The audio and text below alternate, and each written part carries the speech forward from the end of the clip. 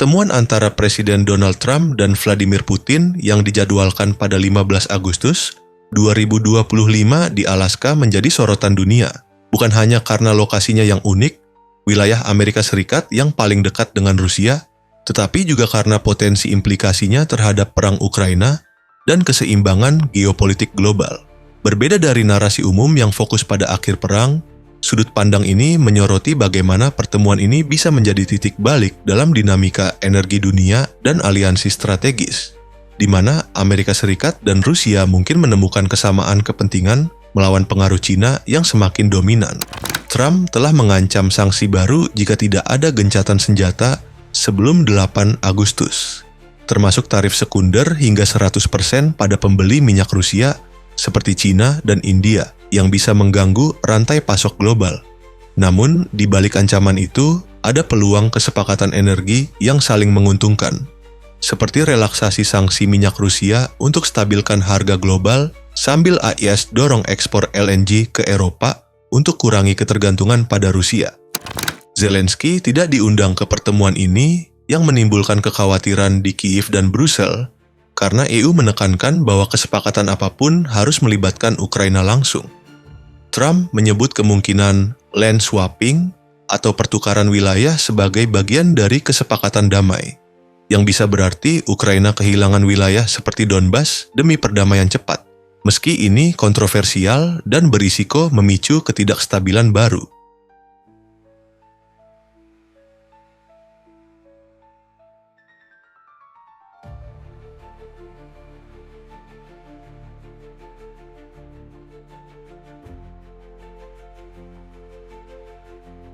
Di Alaska, yang secara simbolis mewakili jembatan antara dua superpower, pertemuan ini bukan sekadar diplomasi rutin.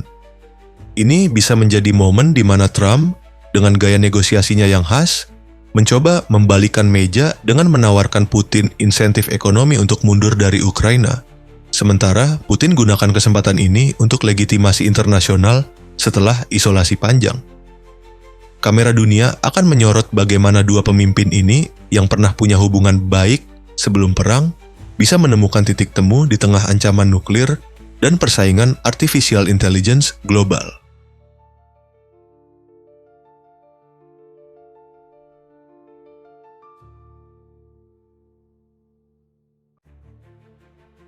Menariknya, pertemuan ini muncul setelah kunjungan utusan Trump ke Moskow dan spekulasi beredar bahwa agenda tersembunyi termasuk diskusi tentang Arktik, wilayah kaya sumber daya yang bisa jadi arena kerjasama baru antara Amerika Serikat dan Rusia, terutama untuk lawan ekspansi Cina di Kutub Utara.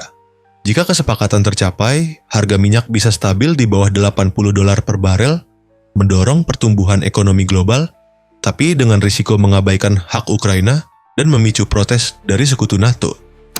Pertemuan ini pun terasa lengkap. Ada ancaman sanksi, spekulasi wilayah, dampak energi, dan potensi aliansi baru.